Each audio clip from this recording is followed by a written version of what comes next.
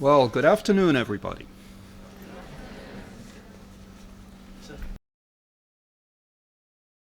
So, I'm going to give a relatively informal talk to give you some idea of how I got to a position that you are now in, how I went from that position to being more of an academic researcher, and then finally, how I ended up working for a company, which I do now, and along the way, how I won the Nobel Prize. Now, I got interested in science pretty early on. My first experience of anything related to science was really mathematics. When I was a kid, I just loved mathematical puzzles of one sort and another. And the headmaster at the school I went to when I was about 9 or 10 must have seen something in me and realized that there was something he could nurture at this point, and he used to give me little puzzles to do. I really like anything that makes the mind work. So I like to have my mind exercised all the time. The thing I don't like to do is sit down and relax. That drives me crazy. But if I've got a good book that I can be reading, or a puzzle to solve, some email to be taken care of, or most of the time some science to do, then I'm very happy. Now, following this interest in mathematics, I had a very nice experience. I had a wonderful Christmas present from my parents when I was about 11, and it was a chemistry set. And you've probably all seen them. They're in the toy stores, and they have a lot of very simple experiments that you can do. And very soon I'd done everything that was there, but I loved the fact that you could take some solid material, dissolve it in water, mix it, change colors. But I was disappointed that there was not more to do. And so I went down to the local library. I should say I come from a rather very poor family. We didn't really have a lot of money, and we didn't have a library of our own or books or that sort of thing. So I went down to the local public library and found some books about chemistry. And pretty soon I found that with the chemicals that I had in my chemistry set, I could make fireworks. Well, this was fantastic. This really opened my eyes to something very new, very different, and very exciting. And so I spent quite a bit of time making fireworks, spent a lot of time also making explosives, because it turns out it's actually quite easy to make explosives. If anybody wants the formula, I'll be glad to give it to you. And this really opened my eyes to the opportunities for doing experiments with my own hands. And so for most of the rest of my career in science, I tried to do experiments with my own hands whenever I could. So I got really interested in chemistry. I figured that I was going to, well, prior to that, I decided I wanted to be a detective, but then I decided I wanted to be a chemist. And so I was thinking about a career in some sort of, industrial chemistry of some sort or another, and went through high school and looked to the idea that I would go to college, that I would get a job doing chemistry for the rest of my life, and I would have been perfectly happy because I liked nothing better than to be doing chemistry. But what happened was that in school, I got very bored. And so we went through a system when you were 16, or 15, you took O-levels, and then 16, you started in the sixth form. And the first year, we were learning a lot of new stuff, and that was kind of fun. But then it turned out we'd learnt everything by the end of the first year that was needed to take the A-level exams. But you have another year before you take the exams. And so what the school did, absolutely stupid, what they did was to just go and revise all of this stuff that we already knew. Well, it was so boring, I couldn't go, and so I stopped going to school. I used to go first thing in the morning and register to show that I was there, and then I'd disappear. And I'd go down to the local YMCA, and I used to play billiards and snooker, and I got to be very good at these games. This was actually something that I got from my mother. My mother turned out to be a very good billiards player, and she taught me, more or less what to do. But then during the course of this year, one of the teachers, a particularly obnoxious man, we called him the Slug, just terrible, terrible guy, decided that he was there was something fishy going on, and he set out to catch me leaving school, which he did, because I didn't really make I didn't try to hide it too much. And so then it looked as though I was going to get thrown out of school, because he was such a nasty man. All he wanted to do was to punish everybody he possibly could. And so I went and thought, well, if I'm going to get thrown out of school, what do I do best? Well, it turned out I played billiards. That was the best thing that I did. And I heard that there was this very famous billiards player called Joe Davis, who used to go around giving exhibition matches. And so he wanted to have a partner, someone that he could have an exhibition with, so that, they were not as good as him, but they were good enough so that it would make him look good that he could win every time. And he'd had a professional partner, but they were leaving, and he was looking for someone new. And so I applied to do that. And I never actually got as far as meeting with him and doing the final thing. I met one of the people who were looking out for him. And I think I could have gotten that job. I was really good at billiards, I got to tell you. I was the West of England junior champion. I used to play in a local snooker league, and I used to score 100-point breaks all the time. I was good. I was good at these things. And so I thought, this was the way I was going to be headed, because I was going to thrown out of school. But the headmaster turned out to be quite a reasonable guy. I never really got to know him, but he turned out to be reasonable, and I think he saw that this teacher that we call the Slug was a nasty guy. And so the headmaster took pity on me and said, well, we're not going to throw you out, but we're going to have to make sure that you come to school every day and all the rest of it. So anyway, so I stayed on and did that. When it came to take A-levels at the end of the second year in the sixth form, I passed chemistry, because chemistry was trivial. I did it all the time. Mathematics, which was really the subject I was always best at. So I did very well there, but we also had to take physics, and I failed physics. Okay. Now, the reason that I failed physics was A, we had a rather poor teacher, and B, I didn't really like it. Didn't understand a lot of what I was being taught in physics. But anyway, in order to go to university, you've got to pass physics, and so I spent a third year in the sixth form, and that time I did manage to pass physics. And I looked for a university that I could go to that was very good in chemistry.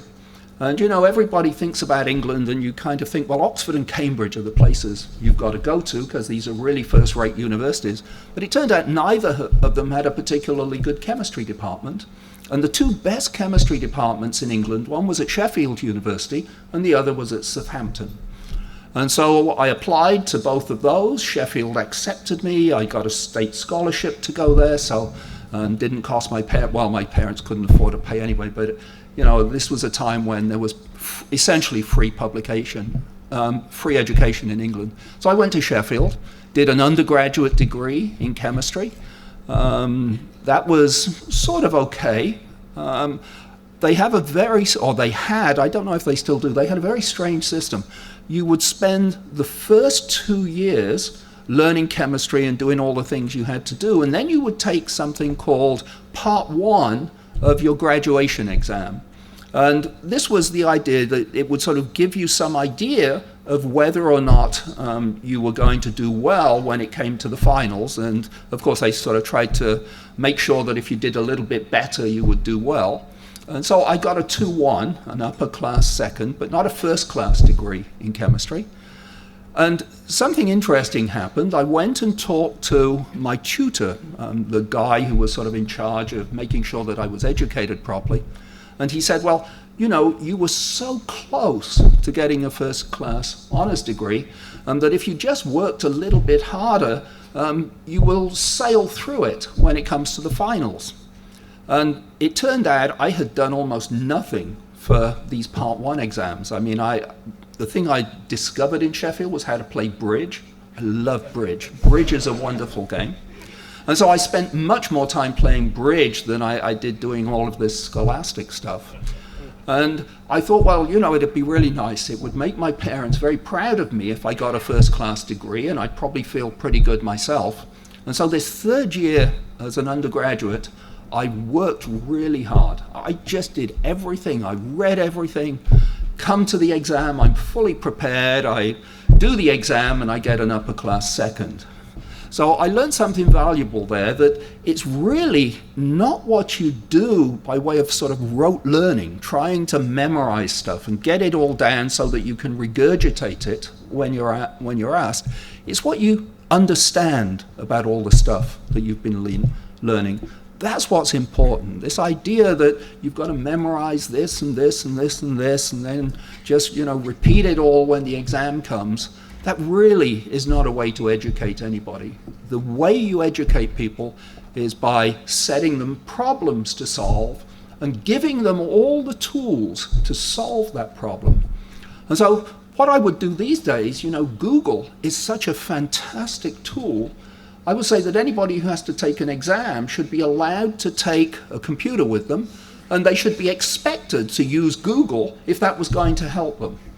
And what that would do would be to make sure that the teachers, not the student, make sure that the teachers actually taught properly, that they taught you how to solve problems, not just how to memorize stuff and expect you to memorize stuff.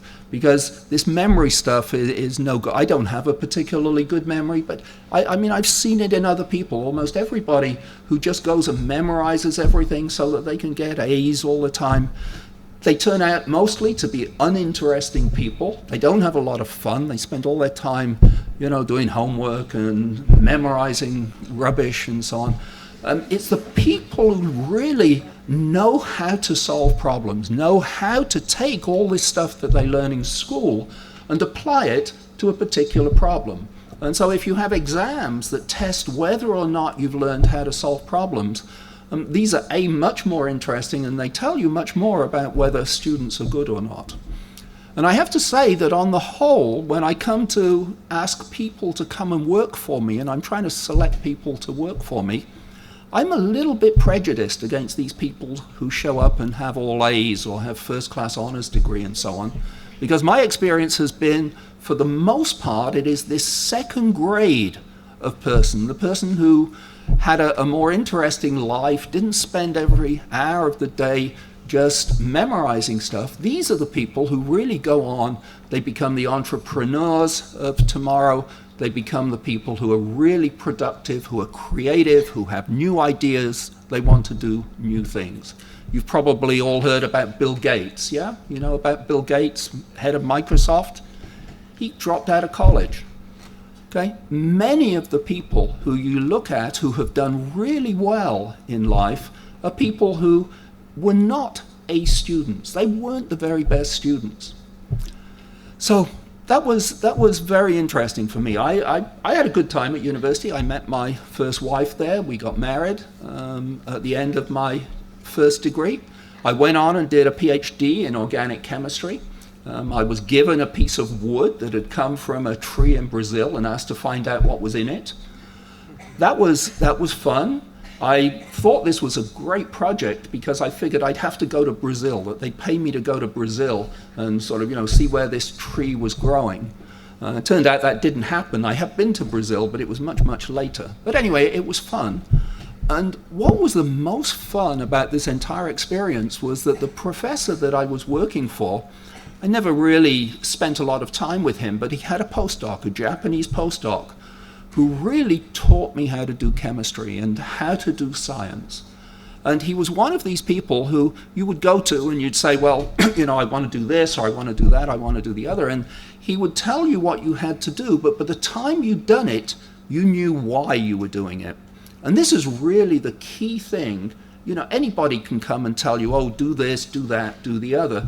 But if at the end of it you don't know why you wanted to do it that way or had to do it that way, and you didn't know how to interpret the results, you'll never make anything of yourself. You have to learn to do a lot of stuff by yourself, but you always need someone who's going to come along and tell you and instruct you as to how best to do this stuff. So I think anytime you have the opportunity to interact with someone who is a good mentor, who can tell you how to do stuff so that at the end of it you know yourself how to do it, these will be very, very beneficial people for you.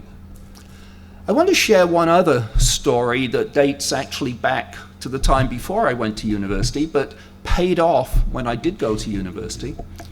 And this was connected with my career in billiards that almost was. One day I was playing billiards and I had a lucky shot, and it was quite an important tournament, and I had this lucky shot, and instead of potting the ball that I wanted to, I potted another ball. And I came to play the next shot and I messed it up. And an old man came over to me and after the game, and he said, you know, you have the opportunity to be a really first-rate billiards player, but if you want to be that, you have to abide by the following rules, that when you have a piece of luck, as I did, I potted a ball I wasn't expecting to pot, he says you have to focus twice as hard on the next shot so that you take advantage of that luck. Otherwise, what's the point in having it? There is no point in having any luck if you don't take advantage of it. And many people feel guilty. I know a lot of girls feel guilty. If they have an extra piece of luck, they somehow think, oh, you know, I shouldn't do it. I shouldn't have had this piece of luck.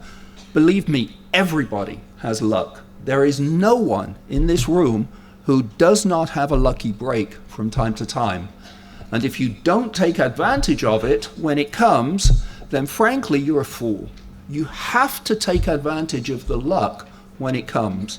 And I was lucky I learned this lesson I was about 16 or something when this happened.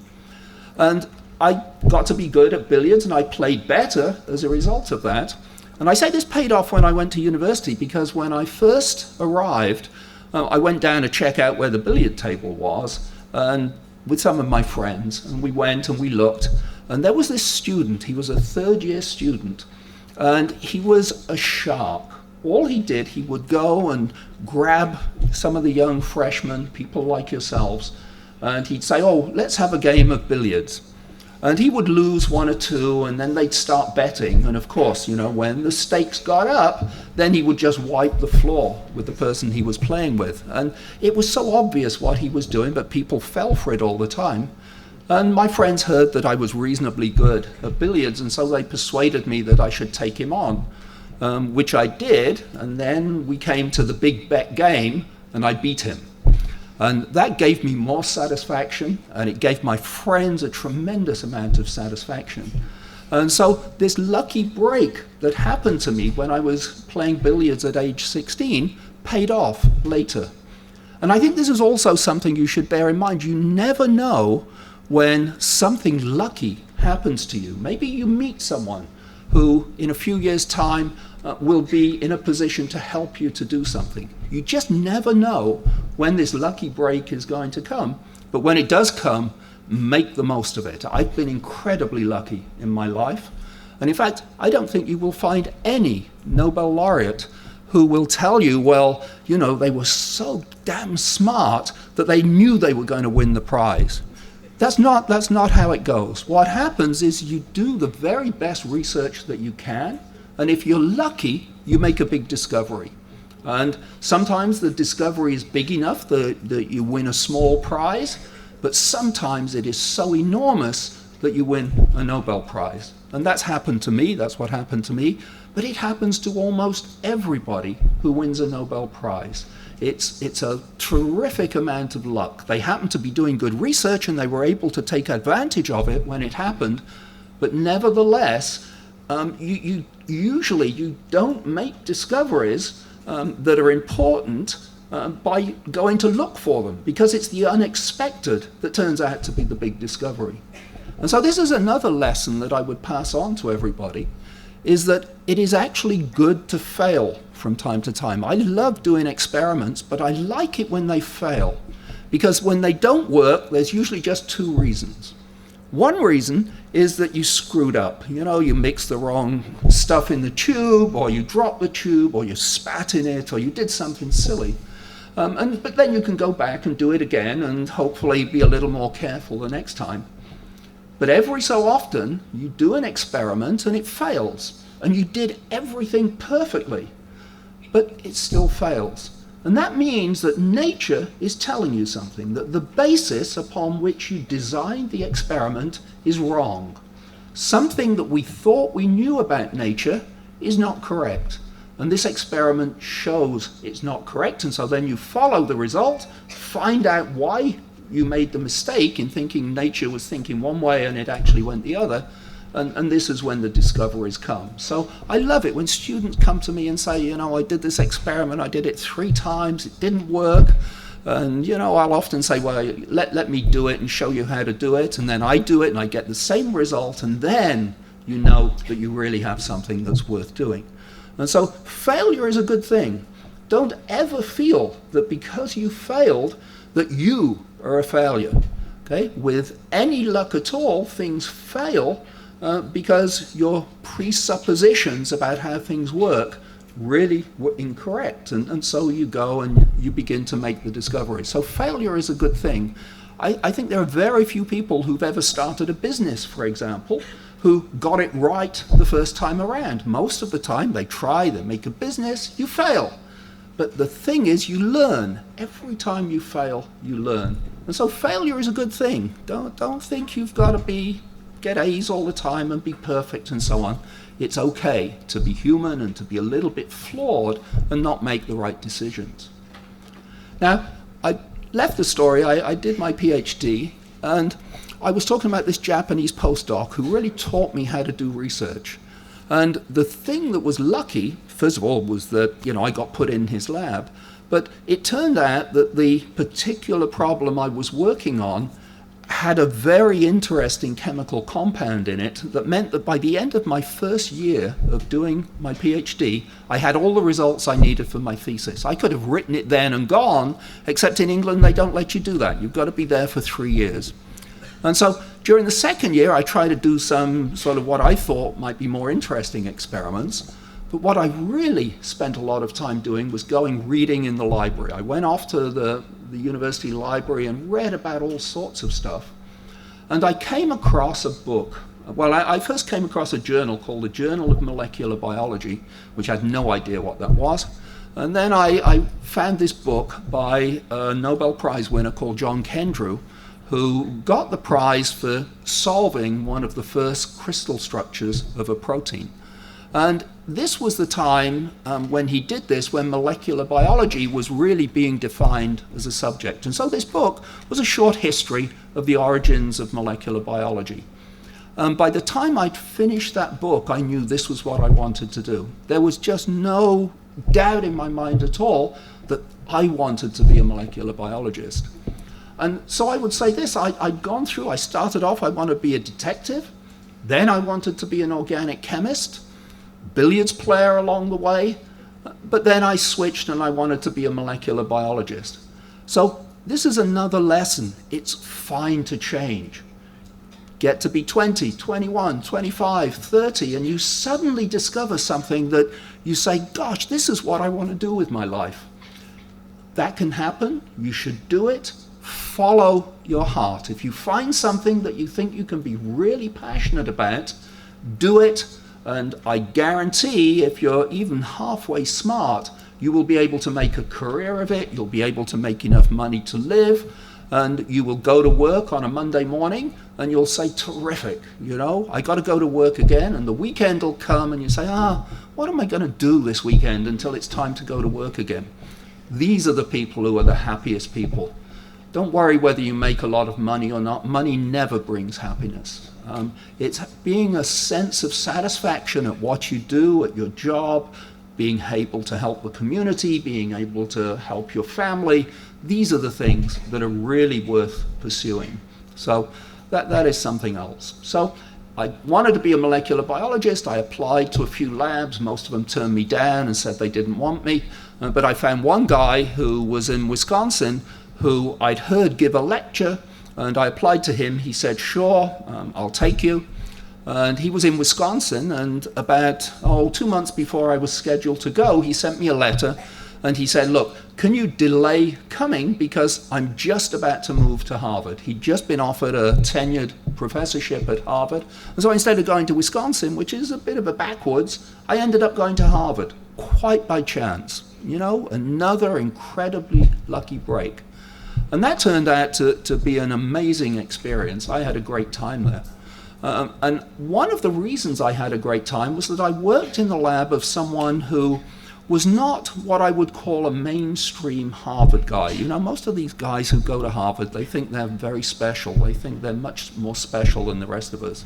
They sort of walk around and they look down their nose at you, and they don't think you're necessarily very smart. He wasn't like that, because they all looked at him that way and thought he was not that smart, but in fact he was a very smart guy. So I had a wonderful time. He was changing fields, and I was one of the students working in the last area that he'd been working in, and so he sort of left me alone. And I did a bunch of experiments, went over to the MRC lab in Cambridge to learn how to sequence RNA from a man called Fred Sanger. I don't know if any of you have heard of him. Fred Sanger was probably one of the greatest scientists who ever lived. He won 2 Nobel Prizes, one for developing methods for sequencing proteins and another one for developing methods for sequencing DNA. And he should have really had a third, because he also developed all the methods for sequencing RNA. And this was a man who was so modest that the first time I met him, I thought he was the janitor in the lab. I had no idea that here was, you know, one of the great scientists of this world. But he was just good. He wanted to get in the lab and do his experiments, didn't have a lot of people working for him, didn't have a huge crew that he told them what they should be doing. He just did it all himself. And this is something that is very good. An awful lot of faculty members, you will find that, you know, they don't feel they have time to do experiments anymore. And a part of that is because the university system often makes them sit on committees and do all sorts of administrative stuff that is really not what they should be doing. A good scientist should be in the lab doing science. So I had a great time. I learned how to sequence RNA. And then one day, someone came up to me, one of the professors at Harvard, and said, well, Jim Watson is the guy who discovered the double helix of DNA. He said, Jim Watson has a job down at Cold Spring Harbor Lab, and he thinks you'd be perfect for it. And he'll come and talk to you. And so I wait, and I wait, and I wait, and a couple of weeks, the guy comes back to me and he says, well, Jim doesn't actually know who you are. Perhaps you could go and introduce yourself. So I did. I walked into his office, and he talked for a little while, and then he said, you know, we want you. I'm going to offer you a job at Cold Spring Harbor. The job is yours. And I'm just walking out of the office, and he said, and you know, maybe you should come down and visit the place and give a talk and so on. But the job's yours. Don't worry. This is the job. And so I walked out, and you know, I thought, well, he must have talked to Jack Strominger, my boss at the time, or some other people who knew me. It turned out, no, he didn't know. It was just this one guy, Mark Potashny, his name is, who had told Jim, hey, you should hire this guy, and so he did, and so I ended up at Cold Spring Harbor. And when I got there, I'd been hired to do one thing, but it seemed to me stupid what I'd been hired to do, and so I started doing something else. And Jim, of course, got really mad about this. He thought it was crazy and gave me a hard time. But what I discovered was that what he wanted was to have this small tumor virus called SV40 sequenced. But there were already 2 other groups doing it. And I said, you know, I don't want to do what other people are doing. And so I started to look at some enzymes called restriction enzymes that had just been discovered. These are enzymes that cut DNA into pieces. And at the time, the methodology for sequencing proteins and RNA had been developed in Fred's lab, but no one had any methods for sequencing DNA other than to just copy it into RNA. And it seemed to me that these restriction enzymes offered you the opportunity to sequence DNA. And so I thought, well, I'll out-Sanger, and I will develop the methods for sequencing DNA. Well, that turned out not to be doable for a variety of reasons. One is I don't think I really had the right mindset to be able to do that. But the other one was that the restriction enzymes themselves turned out to be so interesting and so useful that I really focused my attention on that. And these enzymes were the enzymes that really made the biotechnology industry possible. Without these enzymes, there would be no biotech industry as we know it today. And they were absolutely fundamental. And I had in my lab the world's collection of every known restriction enzymes. There were maybe 20, 30. Most of them I'd found myself in the lab. And people used to come to the lab with tubes of DNA and they say, oh, do you have an enzyme that will cut this? Because they all wanted things that would cut their DNA into nice pieces so they could see what was going on. And so I realized that, and I was giving these away and telling people how to make them and so on. And it occurred to me that there was a business here, that you could actually start selling these enzymes and make a lot of money because, you know, students don't want to make their own reagents. If they can avoid it, you want to go to the catalog and buy them. So I went to Jim Watson and I said, look, why don't we start a company at Cold Spring Harbor? We'll put it off the lab grounds so that it's not directly a part of the academic atmosphere here.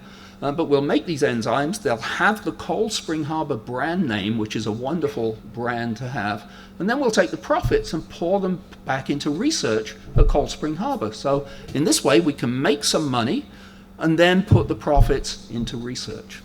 And, you know, Jim looks at me as though I got two heads and said, no, that's never going to work. You don't want to be doing anything like that. Plus, it's really dirty to be associated with industry and making money. And, you know, this was a time when many scientists thought that they were really too pure to dirty themselves with industrial activities of one sort and another.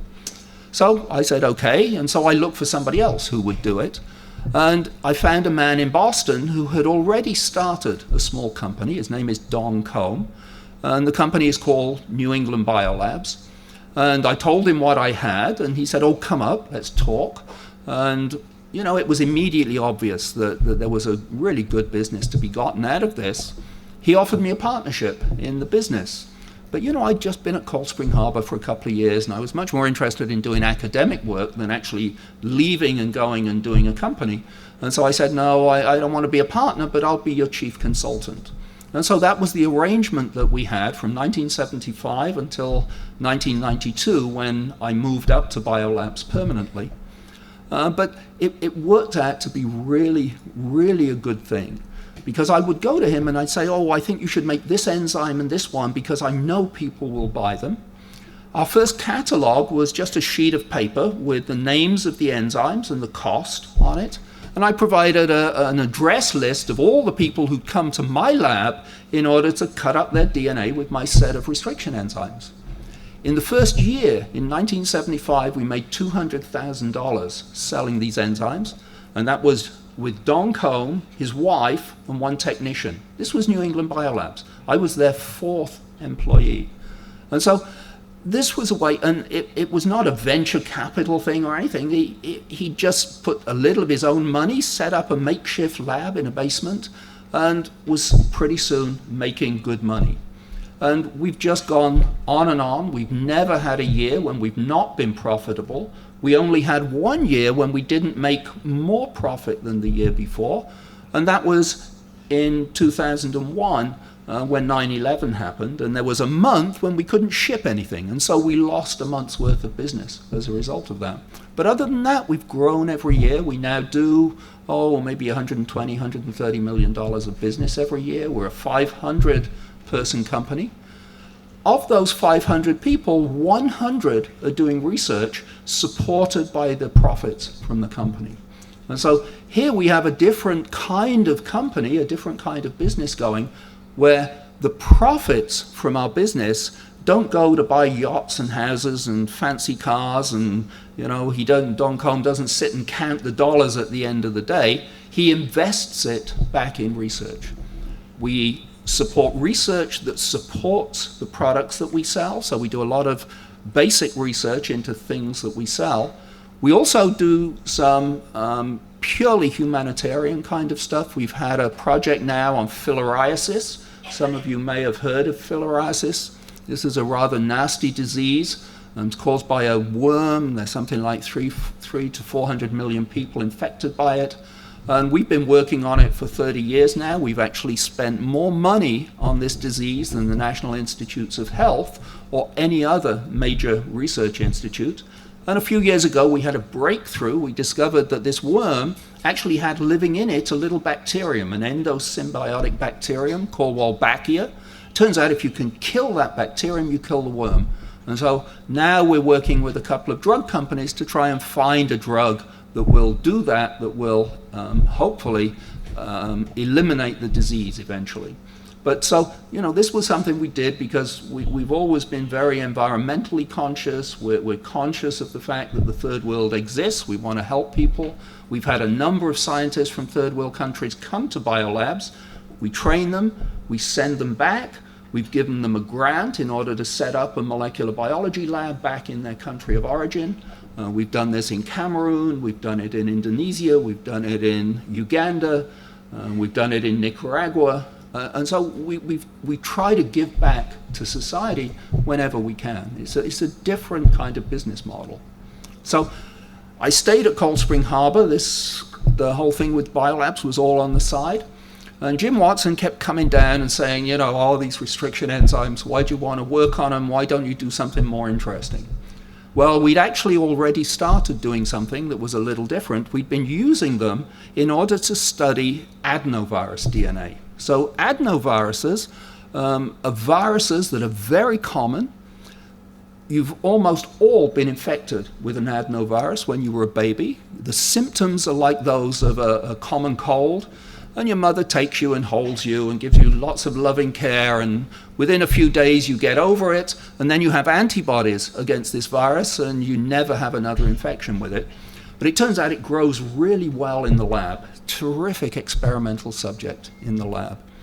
And we thought that this would be a very nice virus in which we could study how RNA was being made from this virus. And there'd been a lot of work done on bacteria. People knew how RNA was being made in bacteria, and the genetic code and all of this. DNA makes RNA, makes protein. A lot of work had been done in bacteria, but no one had looked in any eukaryotic system to really look at the details of what was going on. There was a bunch of sort of overview work, but nothing that really looked at the details. And so we set out to find out where messenger RNA started in adenovirus. I came up with a new technique that we could use to study this. I had a postdoc who worked with me called Hj.Ruhaizad, whom I'd met when I'd been at Harvard. He was a student at the time. He came down and became my postdoc.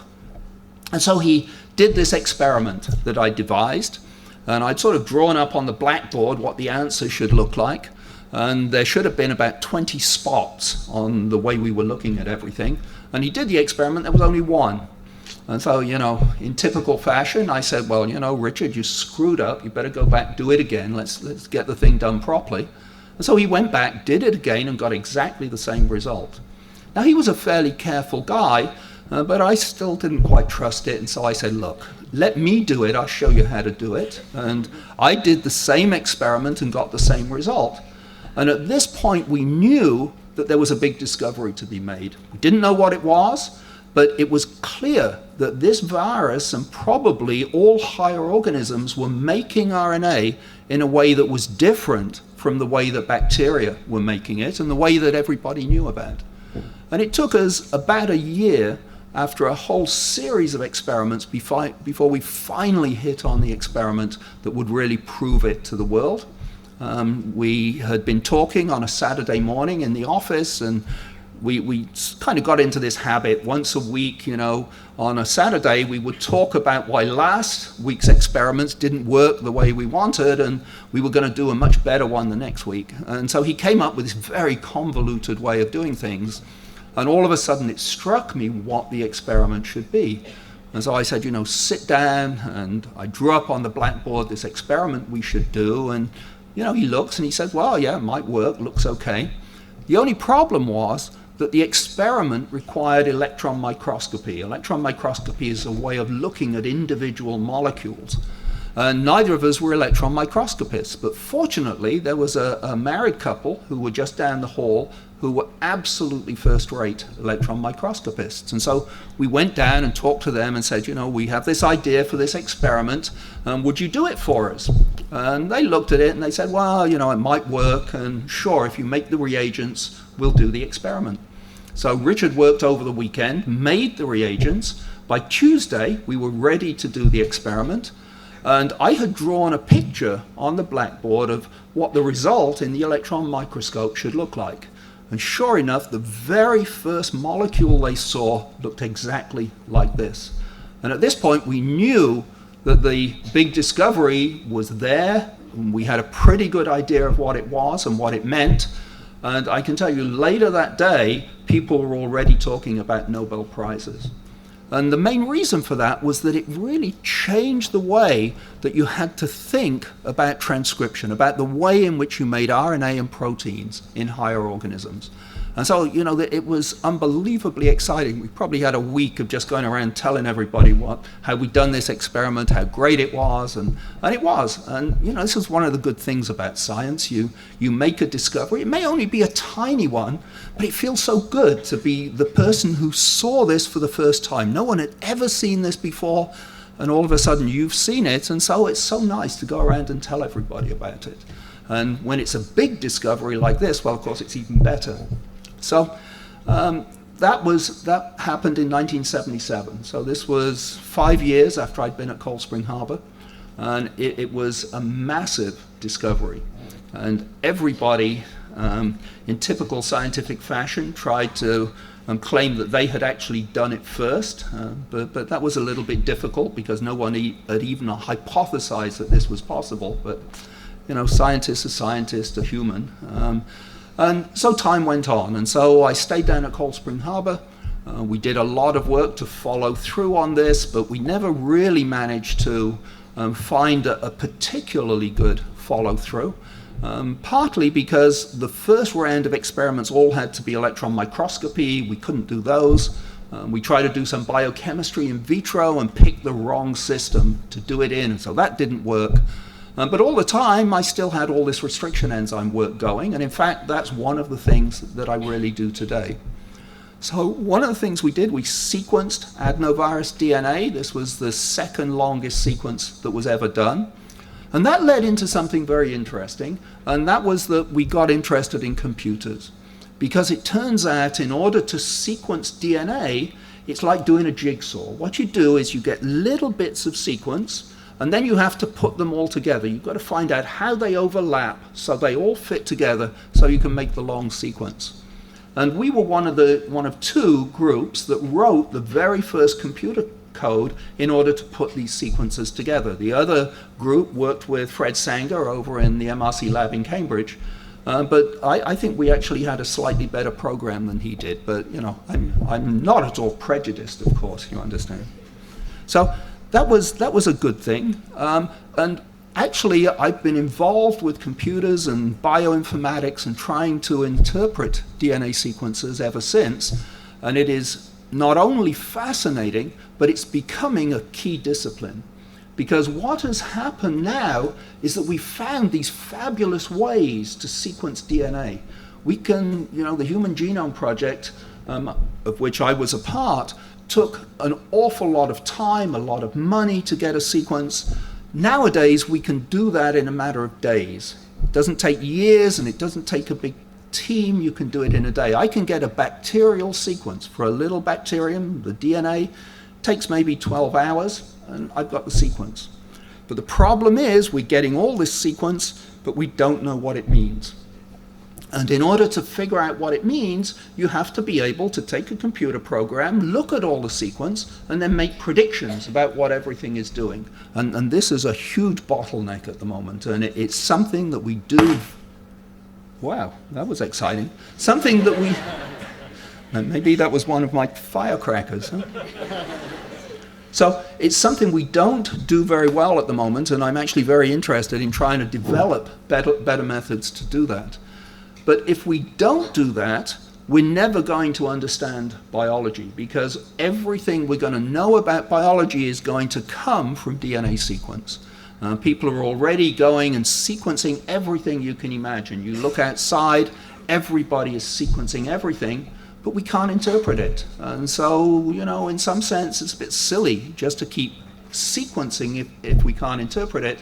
And eventually, the powers that be will realize that this is a problem and will put some money into bioinformatics so that we can do it properly. So that's very exciting. In 1992, I'd been at Cold Spring Harbor as assistant director down there for 6 years, and it was getting boring. I was doing too much administration. I wasn't able to do any experimental work anymore. I did a little computational work, but I wanted to do something different. And New England Biolabs said, well, you know, why don't you come and work for us? They made me director of research there. Let me do what I want. Basically, they never had any problems. And then 1 year later, I won the Nobel Prize. So in '93, I won the Nobel Prize, a very exciting time, lots of fun. And it's been a tremendous amount of fun ever since. It's a mixed blessing in some ways. On the one hand, you get lots of opportunities to do stuff. So I get to come here and talk to you. I get to visit Malaysia. I get to do all sorts of things that I would not normally have been able to do. But on the other hand, you get so many invitations to do stuff. You have to figure out what it is you really want to do, be a little bit selective. But anyway, I went to Biolabs. I've had the most incredible time since I went there.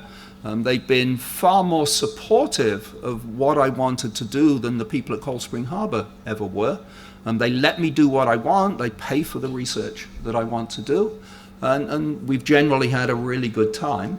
And I'm really very happy about that. I regret the fact, not that I didn't join them at the very start, but that I didn't maybe go 5, 6 years earlier and move up there then, because I immediately started having more fun at Biolabs than I ever had at Cold Spring Harbor. So that's been very good. What I've done since then have been a whole bunch of things. Things like this, where I will come and talk to students, talk to young faculty members, try to give you some idea of what it's like to have a good life in science. I've also got involved in a little bit of humanitarian work. One of the things I got involved with, I heard about a case that was going on in Libya, where a bunch of nurses had been accused of deliberately spreading HIV among children in a hospital in Benghazi. I got involved in that, went over to Libya, talked to Gaddafi's son, and we got that resolved. But not just because of my efforts, but because I have a Nobel Prize, I could talk to the Foreign Office in Britain, and they were prompted to do something that they really hadn't been doing very seriously before. And so I'm able to push people to do things that they otherwise might not do. And there have been a few things that I've been involved in along those lines. And so the Nobel Prize really gives you the opportunity to talk to people and actually have them listen to you that you would normally never have. So there are things that come with this that are just amazing, amazing opportunities. But throughout all of this, I do research. This is what I really love to do. I love to do research. I've got a very active research group. And the thing that we're doing now is to look at the methylation of bacterial DNAs. There's a lot of methylation taking place. Some of it we understand because it's a part of a restriction system. A lot of it we don't. And we're pretty certain that this methylation is serving a very important biological function. Don't know what it is. I'm hoping that I'm going to be the one to work out what it's doing, and then I'll have another opportunity to make a big discovery. And my wife would like that, you know. We spend a lot of time with Nobel laureates, and my wife always says to me, you know, I know a lot of Nobel laureates, and most of them are not terribly good, she says, but if you got a second prize, then I'd know you were really smart. So, you know, no pressure, no pressure. So anyway, I think at that point, look, why don't I stop? So thank you.